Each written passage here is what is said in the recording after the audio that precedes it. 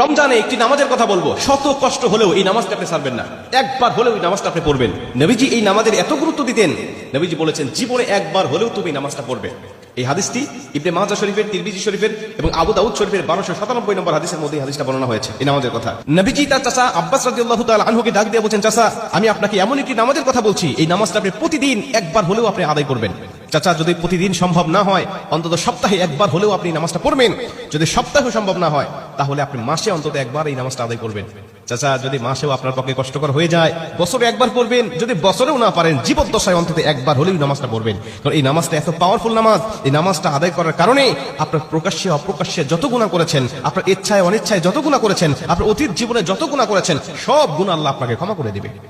চাচা এই নামাজটার নিয়মটা একটু ব্যতিক্রম। এই নামাজটাকে বলা হয় সালাতুত তাসবিহ। এই নামাজের মধ্যে অতিরিক্ত কিছু তাসবিহ পাঠ করতে হয়। সুবহানাল্লাহ, আলহামদুলিল্লাহ, লা ইলাহা ইল্লাল্লাহ, আল্লাহু আকবার। এই চারটা তাসবিহ একত্রিত করে সুবহানাল্লাহি ওয়াল হামদুলিল্লাহি ওয়া লা ইলাহা ইল্লাল্লাহু আল্লাহু আকবার, এই তাসবিহগুলো, এই বাক্যগুলো এখানে পাঠ করতে হয়। 4 রাকাত বিশিষ্ট এই নামাজ সালাতুত তাসবিহ 4 রাকাত পড়তে হয় এক নিয়তে। 4 রাকাত নামাজে প্রতি রাকাতে 75 বার করে করে মোট 300 বার এই তাসবিহটা পাঠ করতে হয়। সুবহানাল্লাহি ওয়াল হামদুলিল্লাহি ওয়া লা ইলাহা ইল্লাল্লাহু আল্লাহু আকবার। এই তাসবিহটা, এই দোয়াটা 75 বার করে করে প্রতি 4 রাকাতে মোট 300 বার করে আপনি পাঠ করবেন। কি নিয়মে পাঠ করবেন আমি আপনাকে নিয়মটা শেখাচ্ছি। আবু দাউদ শরীফের 1297 নম্বর হাদিসের মধ্যে যে নিয়মটা এসেছে, আমি এই নিয়মটা আপনাকে শেখাচ্ছি।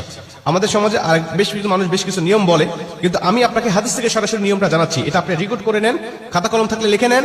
প্রয়োজনে এটা যত সোশ্যাল মিডিয়াতে যাবে, ফেসবুক ইউটিউবে যাবে, এটা আপনি সেভ করে নিজ আইডিতে শেয়ার করে রেখে দিবেন, যাতে আপনিও শিখতে পারেন, অন্য মানুষকে শেখাতে পারেন। আপনার শেখানোর কারণে কেউ যদি নামাজটা আদায় করতে পারে, ও যে সওয়াবটা অর্জন করবে, সওয়াবের একটা অংশ আল্লাহ আপনার আমলনামায়ও দান করবে। এজন্য এগুলো মানুষের কাছে ছড়িয়ে দিবেন যত সম্ভব হয়। আপনি প্রথমে যখন নামাজটা শুরু করবেন, নিয়ত করবেন নফল নামাজের নিয়ত করে অন্যান্য নামাজে যেভাবে সানা পাঠ করি আপনি সেভাবে সানা পড়বেন। অন্যান্য নামাজে যেভাবে সূরা ফাতিহা পড়ি ওভাবে সূরা ফাতিহা পড়বেন। অন্যান্য নামাজে সূরা ফাতিহার পরে যেভাবে সূরা মিলান ওইভাবে সূরা মিলাবেন। সূরা মিলানোর পরে রুকুতে যাবার আগে দাঁড়ানো অবস্থায় আপনি 15 বার এই তাসবিহটা পাঠ করবেন। সুবহানাল্লাহি ওয়াল হামদুলিল্লাহি ওয়া লা ইলাহা ইল্লাল্লাহু আল্লাহু আকবার। এই তাসবিহটা পাঠ করলেন 15 বার।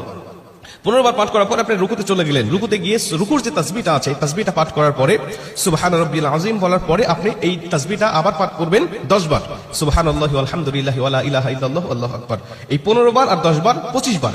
এরপরে আপনি রুকু থেকে উঠে দাঁড়ালেন, দাঁড়ানোর অবস্থায় আপনি আবারও 10 বার পাঠ করবেন। তাহলে হলো 10 আর 25 35 বার।